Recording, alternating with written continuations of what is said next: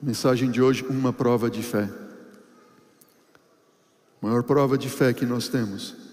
Essa não é a primeira prova, mas a maior prova. É nós sairmos do nosso cristianismo formal, confortável, para buscarmos a Deus verdadeiramente de todo o coração, alma, força e entendimento. Amém? Você passa por provas. Provas de fé. Prova de fé número 1 que você passa. Entre uma dessas provas, eu tenho certeza que você já vivenciou ou está vivenciando, talvez mais do que uma delas. Prova de fé número 1. Às vezes você sente como se Deus estivesse em silêncio para a sua vida. E você sofre no meio da escuridão e de um silêncio, como se Deus não se preocupasse com você, como se Jesus não estivesse ao seu lado. Eu quero convidar você para abrir a Bíblia comigo em Mateus, no Evangelho segundo Mateus, no capítulo 15. Abra a Bíblia, a palavra do Senhor, Mateus capítulo 15, e vamos ver rapidamente essas provas de fé que Deus tem permitido nós passarmos para aperfeiçoar o nosso caráter. Mateus capítulo 15, versículo 21, prova número 1, quando Deus parece estar em silêncio. Mateus 15, versículo 21 a 23, primeira parte, diz assim: partindo Jesus dali, retirou-se para os lados de Tiro e Sidom. E eis que uma mulher cananeia, que viera daquelas regiões, clamava: Senhor, filho de Davi, tem compaixão de mim, minha filha está horrivelmente endemoniada. Aquela mulher clamou para Jesus, uma mulher cananeia. Jesus saiu da Galileia, possivelmente de Cesareia, as regiões ali, começou a ir mais para o norte, para a região de Tiro e Sidom. E quando ele se encontra com aquela mulher, e ela clama: minha filha está terrivelmente endemoniada, tenha misericórdia de mim. E versículo 23, primeira parte, diz o quê? Ele, porém, não lhe respondeu palavra. Falo para alguém nesta manhã que tem clamado a Cristo Jesus e não tem ouvido resposta de Cristo. Número 1.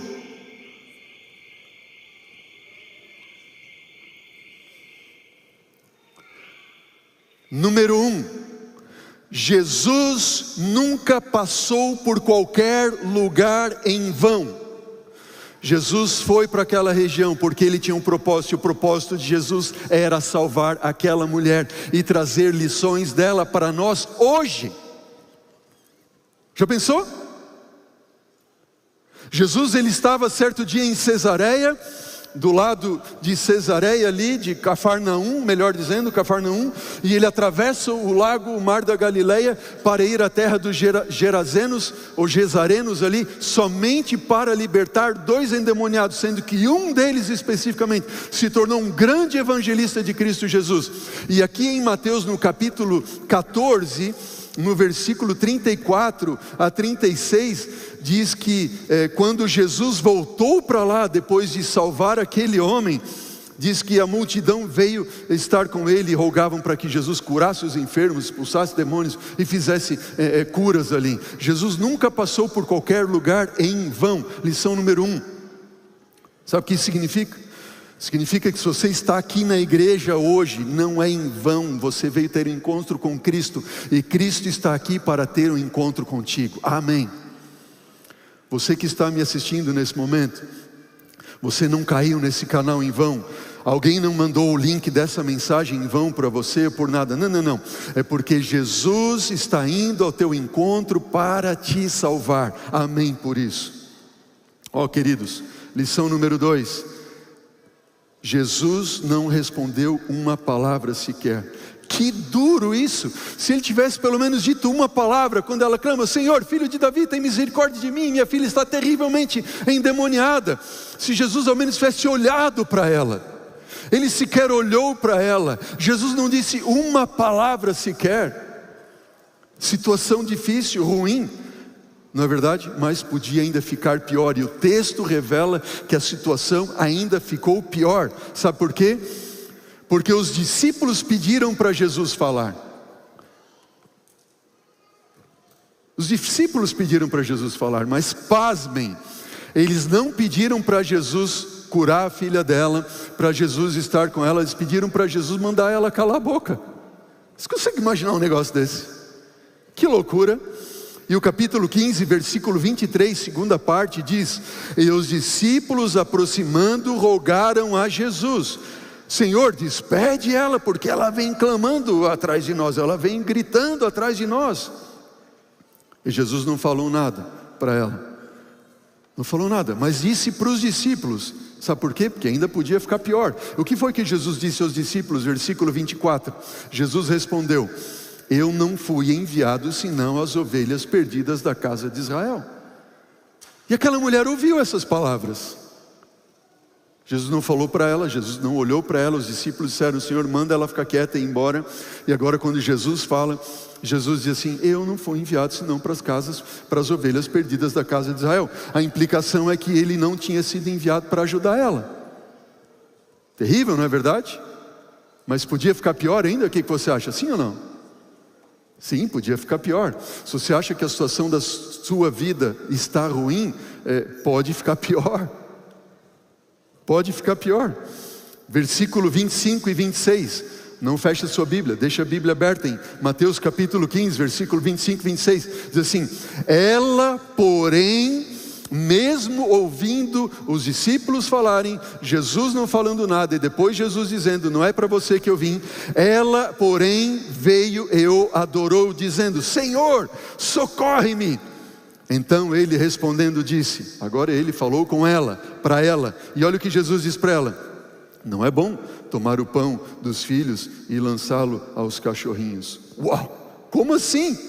Quando Jesus fala com ela, ele a compara com um cachorrinho. E os discípulos ficam pensando: será que essa mulher não se toca?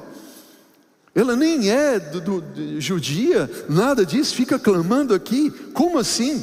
Mas ela não se, notem o que eu estou dizendo aqui em nome de Jesus, ela não se importava com o que os outros pensavam dela. Ela não se importava com aquilo que os outros diziam ou podiam dizer dela. Ela tinha os olhos fitos em Jesus e ela se importava sim com o que Jesus diria dela, não o que os outros diriam dela. Será que eu falo para alguém nessa manhã que tem vergonha de vir à igreja, ou estudar a Bíblia, ou se tornar um adventista do sétimo dia, ou se batizar, porque o que meu pai vai dizer, o que a minha mãe vai dizer, o que a minha família vai dizer, o que meus amigos na escola vão dizer? Ei, escuta, não importa o que os outros vão dizer, o que eles pensam de você, o que importa é o que Jesus pensa e diz de você. Amém. Ela sabia o que ela queria, e mesmo que Jesus tenha dito para ela: olha, não é bom tomar o pão e dos filhos lançar aos cachorrinhos, ela não se importa com nada disso. Ela olha para ele, versículo 27 e diz: Senhor, sim Senhor, porém os cachorrinhos comem das migalhas que caem da mesa dos seus donos. Certamente agora, aos prantos, falando isso e demonstrando sua fé em Jesus. Então Jesus responde, olhando para ela, e Jesus diz o que reencontramos no versículo 28. Ó mulher, grande é a tua fé, faça-se contigo como queres.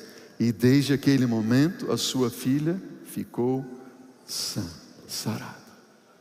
Pergunta: será que você e eu passaríamos pela prova que essa mulher passou? Será que você e eu passaríamos? Vou fazer uma outra pergunta aqui para nós refletirmos. Por que Jesus às vezes fica em silêncio para nós? Por quê? Falo para alguém nessa manhã que está aqui na igreja, ou que está nos assistindo. Coloque aí nos comentários: eu sinto que Jesus está em silêncio para a minha vida. Eu sinto. Mas deixa eu dizer uma coisa para você, e para você que está aqui na igreja também. Jesus amava aquela mulher, e Jesus conhecia os limites da sua fé. Ei, Se para você Jesus está silente, mesmo com os teus clamores, com os teus rogos, saiba, tenha certeza, Jesus te ama. Ele conhece os limites da tua fé. Ele não vai permitir que nada aconteça com você sem que esteja na sua presciência para te salvar, e não só te salvar, mas salvar outros que te cercam, que nos cercam. Jesus fica em silêncio para nós esquecermos quem somos e para nós focarmos nele. Ela era cananeia, não era judia. Não, esquece quem você é, pensa quem Ele é. Ele é. Coloque os teus olhos nele, fite os teus olhos em Jesus. Jesus fica em silêncio para deixarmos de nos preocupar com o que os outros falam e pensam de nossa fé, para nos preocuparmos com o que Ele pensa e fala de nós. Jesus fica às vezes sim em silêncio para provar não somente a nós, mas aqueles que estão ao nosso redor. Ele ficou em silêncio para provar os discípulos. E não só os discípulos. Você também. Eu também. Porque assim como Jesus trabalhou com aquela mulher, amando ela, conhecendo os limites da sua fé, Ele está trabalhando com você e comigo hoje, para expandir os limites da nossa fé. Você sente como se Deus não se importasse com você e não te responde sequer uma palavra? Jesus disse, está registrado essas palavras em Lucas capítulo 18, versículos 7 e 8. Jesus disse, não fará Deus justiça por seus escolhidos, aos seus escolhidos, que a Ele clamam dia e noite. Você tem clamado a Jesus dia e noite, embora pareça demorado em defendê-los, digo-vos que depressa lhes fará justiça. Contudo, quando vier o Filho do Homem, porventura achará fé na terra? Prova de fé número 2. Número 1, quando parece que Jesus fica em silêncio. Número 2, quando parece que Deus se esqueceu. Parece que Deus se esqueceu. Escuta, eu tenho clamado, eu tenho pedido tanto a Deus, mas Deus se esqueceu de mim. Não, Deus não esquece. E eu tenho uma prova bíblica para você, para isso. A prova número 1, que quando você pensa que Ele está em silêncio, Ele não está em silêncio. A prova número 2, quando você pensa que Ele se esqueceu, Ele não se esqueceu de você. Ele sabe tudo a teu respeito e Ele tem muito mais para te dar e para me dar do que aquilo que a gente pode pedir, pensar, sequer imaginar. E eu lembro daquela maior prova talvez que alguém poderia ter passado, e como passou ali Marta, Maria e Lázaro. Lembra que está registrado lá em João capítulo 11? Você conhece essa história? Diz o que lá em João capítulo 11, versículo 1 a 4? Diz assim, ora, estava enfermo Lázaro de Betânia, da aldeia de Maria de Marta, e Marta sua irmã. Esta Maria, versículo 2 de João 11, cujo irmão Lázaro estava enfermo, era a mesma que ungiu com bálsamo o Senhor, e lhe enxugou os pés com os seus cabelos. Mandaram, pois, as irmãs de Lázaro dizer a Jesus, Senhor, está enfermo aquele a quem tu amas. E ao receber a notícia, disse Jesus, esta enfermidade não é para a morte, sim para a glória de Deus, a fim de que o Filho do Homem seja por ela glorificado. Deixa eu te perguntar, você conhece a história? Você já conhece o fim da história? Mas tente se colocar no lugar de Maria, Marta e Lázaro, amados por Jesus. Jesus, quando ia a Betânia, estava ali cerca de 4 quilômetros de Jerusalém, ficava na casa de Maria e Marta, amados de Jesus, queridos de Jesus. E eles mandam dizer para Jesus, Senhor Jesus, aquele Lázaro, aquele a quem tu amas, ele está doente, ele está enfermo. Jesus diz: essa enfermidade não é para a morte, é para a glorificação, para a vida, para a glória do Filho de Deus. E quando o mensageiro C chega dizendo: ó, Jesus mandou dizer isso, certamente eles pensaram: Jesus logo vai vir. Aliás, Jesus pode de lá dizer uma palavra e Lázaro aqui ficar curado. É ou não é verdade? Pois Jesus já tinha feito assim com o servo do centurião. Certamente eles tinham fé de que Jesus sequer precisava estar ali. Com uma palavra, Lázaro teria sido curado. Sim ou não, igreja? Mas Jesus não veio. E passou um dia, 2 dias, 3 dias, não sei quantos dias passados ali, Lázaro piorou e morreu. E depois de 4 dias de Lázaro morto, Jesus apareceu. O que é que passou na mente de Maria e Marta e dos seus amigos? Jesus se esqueceu. Jesus se esqueceu.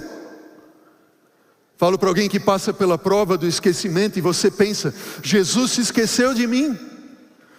Jesus se esqueceu, eu tenho clamado, eu tenho pedido, já faz tanto tempo, mas nada acontece. Deixa eu dizer para você, quando Jesus apareceu, Marta, no versículo 21 do capítulo 11, assim: Senhor, se tu estivesses aqui, meu irmão não tinha morrido. Versículo 23, Jesus então disse: teu irmão há de ressurgir. Eu sei, replicou Marta, que ele há de ressurgir na ressurreição do último dia. Jesus disse então, versículo 25: Marta, eu sou a ressurreição e a vida. Quem crê em mim, ainda que morra, viverá. E todo o que vive e crê em mim não morrerá eternamente. Você crê nisso? Então, no versículo 39, 40, Jesus chega perto lá onde Lázaro tinha sido sepultado, ordenou Jesus: tirem a pedra. E Marta ainda disse: Senhor, ele está morto, cheira mal, é de 4 dias. Respondeu-lhe Jesus: eu não te disse que se creres verás a glória de Deus? Verás a glória de Deus. Como assim? Como assim? Ei, você pensa que eu me esqueci de ti? Não, eu não me esqueci de ti, não. Ei, você está diante daquele que é a ressurreição e a vida, você esqueceu disso?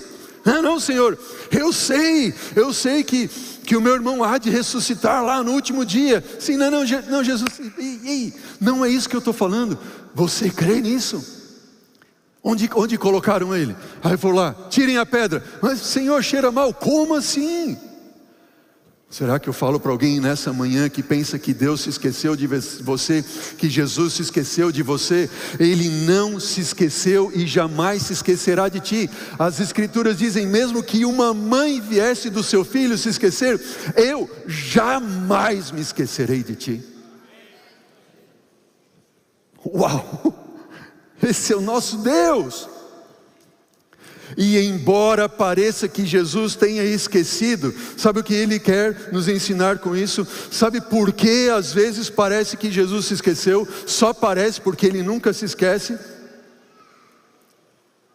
É porque Ele, Jesus, escuta bem o que eu tenho para te dizer, eu falo em nome dEle. É porque Jesus entende que, a menos que nossas mais altas esperanças morram, não seremos capazes de confiar inteiramente, completamente nele.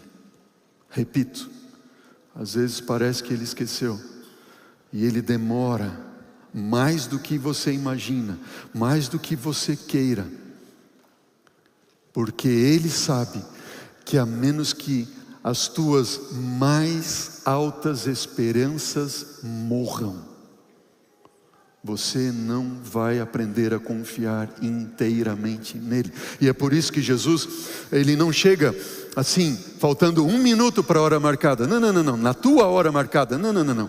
Às vezes Ele não chega nem em cima da hora marcada. Às vezes Ele é de uns 10 minutos no teu relógio, mas no relógio dele é a hora certa. Porque Ele sabe que a menos que você morra para todas as tuas esperanças mundanas, você e eu estaremos perdidos.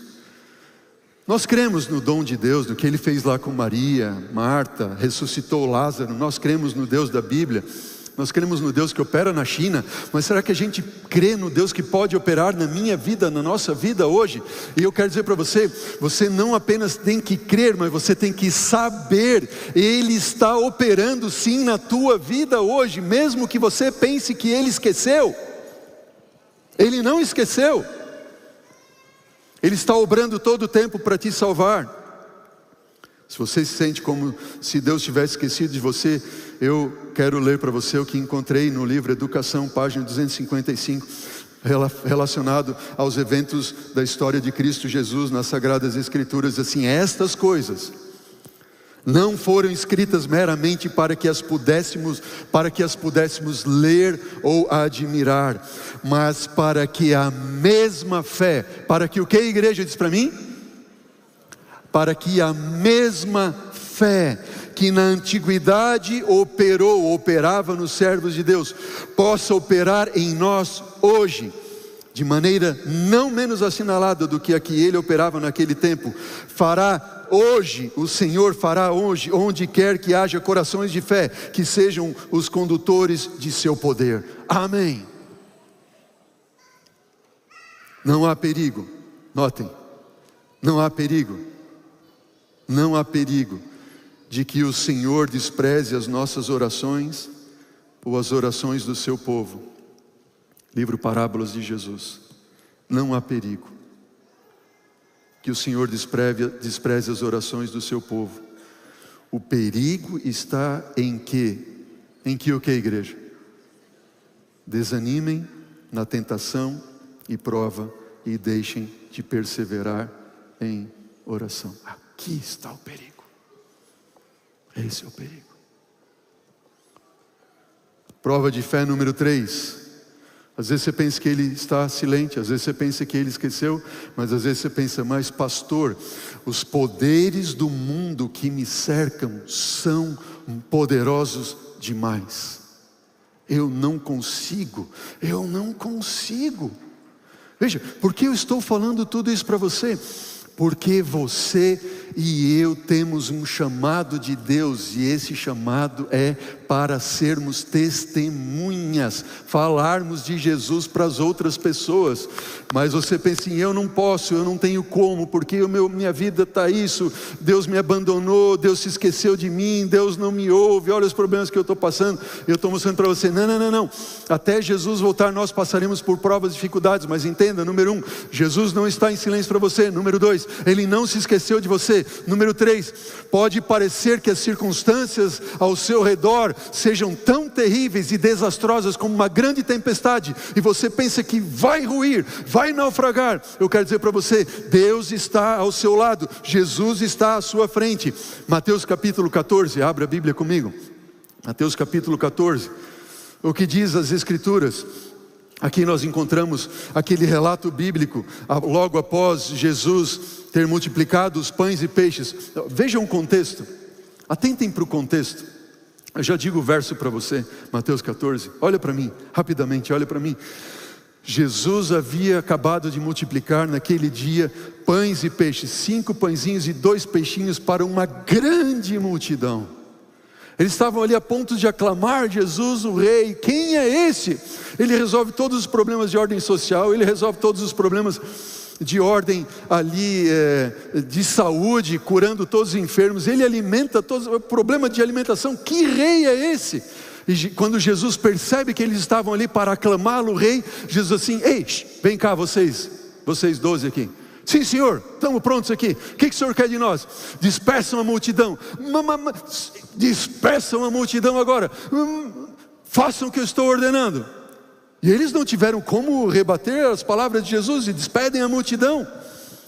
E para piorar ainda, porque podia ficar pior, Jesus disse assim, agora vocês vão embarcar no barquinho e sumam da minha frente. E Jesus subiu no monte para orar e eles vazaram da frente de Jesus, sumiram da frente. Mas podia ficar pior ainda, não podia? Ah, sim, podia, porque Jesus permitiu que uma tempestade sobreviesse sobre eles enquanto eles estavam atravessando o mar. E agora eles estavam para morrer aí, lutando com as suas forças. Mas podia ficar pior, não podia? Porque em algum momento eles olham e eles veem alguém andando sobre as águas, e eles pensam que era um fantasma. E Jesus diz assim: ei, não tenham medo, sou eu. E Pedro olhou e disse assim: Senhor, se és tu, então manda que eu ande sobre as águas. Versículo 28 a 30, respondeu-lhe Pedro, Mateus capítulo 14, e disse: se és tu, Senhor, manda-me ir ter contigo sobre as águas. E Jesus disse: vem, Pedro. E Pedro, descendo do barco, andou sobre as águas e foi ter com Jesus. Uau, que experiência! Reparando, porém, na força do vento, teve medo e começou a submergir e gritou: salva-me, Senhor! Parece que as forças da natureza são maiores do que você. Você até embarcou no barco da fé e começou a remar e estar com Jesus. E de repente Jesus disse assim: filho, eu tenho aqui algo extraordinário para você. Você está quase sucumbindo, você está indo ali à morte, você não está suportando. Sim, filho, vem, anda sobre as águas, eu ordeno você. E de repente você, temeroso ali, coloca o pé na água e vê que está firme. E você passa por uma grande prova de fé e o outro pé fica firme. E você começa a andar em direção a Jesus. Mas as provas não param aí, as provas não terminam. Enquanto você está andando sobre as águas, de repente você percebe e lembra: mas Jesus foi silente para mim durante muito tempo. E de repente você lembra: mas Jesus talvez tenha se esquecido de mim. E mesmo andando sobre as águas, sobre as provas da vida, tendo vivenciado milagres de Cristo Jesus na sua vida, de repente você afunda no mar. As forças que me cercam são maiores do que eu posso suportar. O Senhor Deus me deu um bom trabalho, mas eu perdi o trabalho. Eu tive que me mudar, ir para uma outra região, para um outro canto. E agora o que vai ser de mim? Eu passei por uma prova muito difícil. Eu sobrevivi a uma luta contra um câncer, mas o câncer voltou. E agora o que eu faço? As coisas são muito difíceis. Lembre-se, em meio às tempestades da vida, Jesus nos chama para andarmos em sua direção. Olhe para Jesus, fita os teus olhos em Cristo. Jesus, em meio às tempestades da vida, diz: filho, venha, eu vou fazer você andar sobre as águas. Jesus nos chama para mantermos os nossos olhos fitos nele. No livro Testemunhos para a Igreja, a serva de Deus escreve: nos dias mais escuros, veja o que diz esse texto, é para você e para mim. Nos dias mais escuros, quando as aparências se mostram intransponíveis, que diz a serva de Deus? O que ela diz? Não temam, tenham fé em Deus. Ele está realizando a sua vontade, operando todas as coisas em benefício do seu povo. Amém? Não temam, não temam. E ela continua dizendo: quando pela fé, quando pela fé nós fizermos o que a igreja diz para mim? Nos apoderarmos da força de quem? De Deus. Ele mudará maravilhosamente a mais desesperada e desalentadora perspectiva. Assim fará para a glória de seu nome. Quando você estiver passando pelas dificuldades e provas da vida, tempestades da vida, parece que as forças que te cercam são maiores do que você pode imaginar ou suportar. Mantenha os olhos fitos em Jesus. Ele é Deus maior. Amém? Prova do silêncio, prova do esquecimento, prova das forças que nos cercam. Lembre-se, quando as forças do mundo parecem ser mais poderosas para você, lembre de José no Egito. Ele foi para o Egito, não porque ele quis, vendido como escravo. E como escravo na casa de Potifar, onde ele colocava a mão, tudo prosperava. Ele foi enviado para a prisão. E depois de passar anos na prisão, Deus o ergueu. E diz o salmista no Salmo 105, versículo 17 a 19, falando de José, o salmista diz: adiante deles enviou um homem, José, vendido como escravo, cujos pés apertaram com grilhões e a quem puseram ferros, até cumprir-se o que, igreja? A profecia a respeito dele, e tê-lo provado a palavra do Senhor. E tê-lo provado o quê? A palavra do Senhor. Não foram as provas do Egito, não foram as provas dos irmãos colocaram sobre ele, não foi a prova da cadeia. A Bíblia diz que foi a palavra do Senhor quem provou José. Ele foi provado pela palavra do Senhor. Por quê? Como assim? Porque enquanto jovenzinho, Deus deu a ele 2 sonhos e disse: você vai governar sobre teus irmãos e sobre toda a tua família. E em meio a todas as provas e dificuldades que ele passou em sua vida, ele nunca se afastou da palavra do Senhor. Oh querido, querida, em nome de Jesus, olha para mim, entenda o que eu vou dizer para você. Você, assim como José, é uma filha amada de Deus. Você é um filho amado de Deus. Você pertence a Jesus pela criação e pela redenção na cruz do Calvário. Diga amém, eu creio.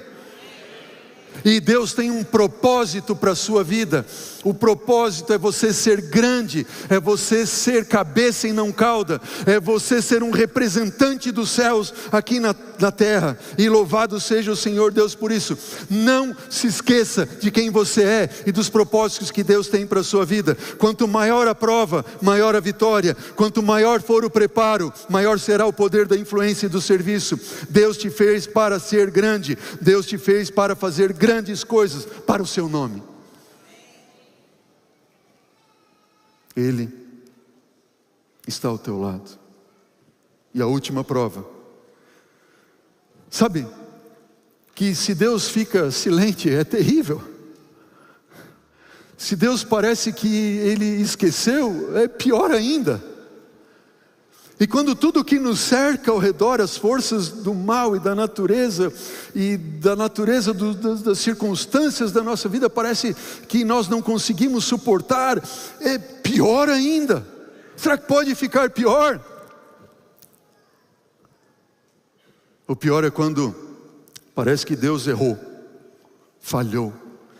E essa quarta e última prova de fé, quando Deus parece ter falhado.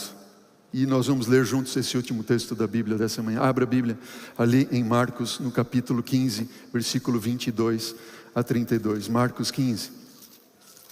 Marcos 15, versículo 22. Abra a Bíblia, vamos ler juntos esse texto, o último texto de Deus, do Senhor para nós nesta manhã. Versículo 22 até o versículo 32.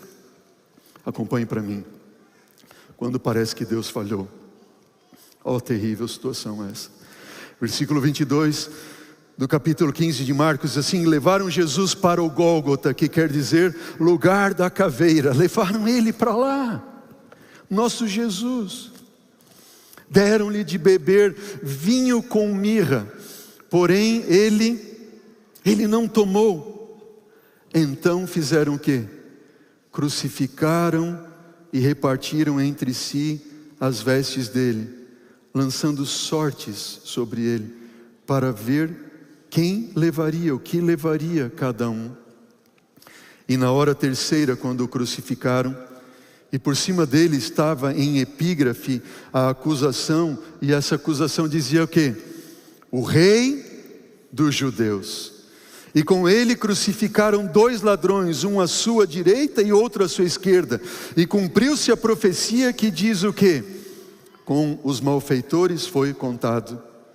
Os que iam passando blasfemavam dele, meneando a cabeça e dizendo: ah, tu que destróis o santuário em 3 dias, o reedificas, salva-te o quê? Salva-te a ti mesmo, descendo da cruz. De igual modo, os principais sacerdotes com os escribas escarneciam entre si, diziam: salvou aos outros, e a si mesmo não pode salvar-se? Desça agora da cruz, ó Cristo, o Rei de Israel, para que nós vejamos e creiamos. E também os que com ele estavam o insultavam. Você consegue imaginar? Que desespero, que loucura foi para os discípulos verem a sua maior esperança, o seu Cristo, o seu Deus, o seu Messias, o seu Salvador, agora na cruz. não. Não, alguma coisa está errada, Deus errou. Isso não. Falo para alguém nessa manhã que sente que alguma coisa aconteceu ou tem acontecido na sua vida, e você pensa, não, Deus não podia permitir que isso acontecesse. Deus errou, Deus falhou. Entenda uma coisa, querido, querida. Deus, naquilo que para nós parece que Ele falhou, na verdade, Ele acertou. Amém? Pode parecer aos teus olhos que Ele falhou, mas Ele acertou. Por quê? Porque Ele é Deus. Eu não sou Deus. O ato de Deus que parece para nós ser uma decepção, na verdade é para a nossa salvação. Aquele ato de ver Jesus sendo pendurado no madeiro, morrendo numa cruz, foi a maior decepção. Na verdade, era para salvação. Deus não falhou, não falha, jamais falhará. No livro Grande Conflito lemos: o tempo de agonia e angústia que diante de nós está exigirá uma fé que possa suportar o quê? O cansaço? O que mais? A demora? E o que mais? A fome. O cansaço de esperar um Deus silente, a demora de um Deus que parece que esqueceu, e mesmo as forças da natureza que parecem que sucumbem à minha fé. O tempo de agonia exigirá uma fé que não desfaleça, ainda que severamente provado. Eu concluo deixando com você um dos textos que eu acho mais lindo, um dos textos mais lindos de toda a inspiração. E diz o seguinte: ó querido, entregue a Ele todas as coisas que te perturbam a tua mente. Amém? Entrega para Ele. Coisa alguma é grande demais para que Ele não possa suportar, pois Ele é quem mantém os mundos e governa o universo. Não há um só capítulo da nossa existência, da tua existência, filho, filha de Deus, que seja demasiado escuro para que Ele não possa ler, nem dificuldade alguma tão complicada que Ele não possa resolver. Nenhuma calamidade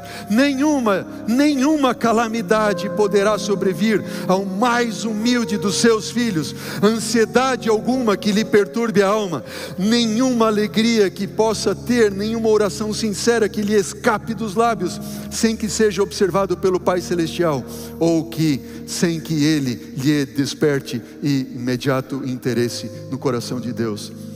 As relações entre Deus e você, que está sentado aqui na igreja nessa manhã e nos assiste e ouve nesta hora, são tão particulares e plenas para Deus, que é como se não houvesse nenhuma outra por quem tivesse Ele dado o seu Filho amado. Amém?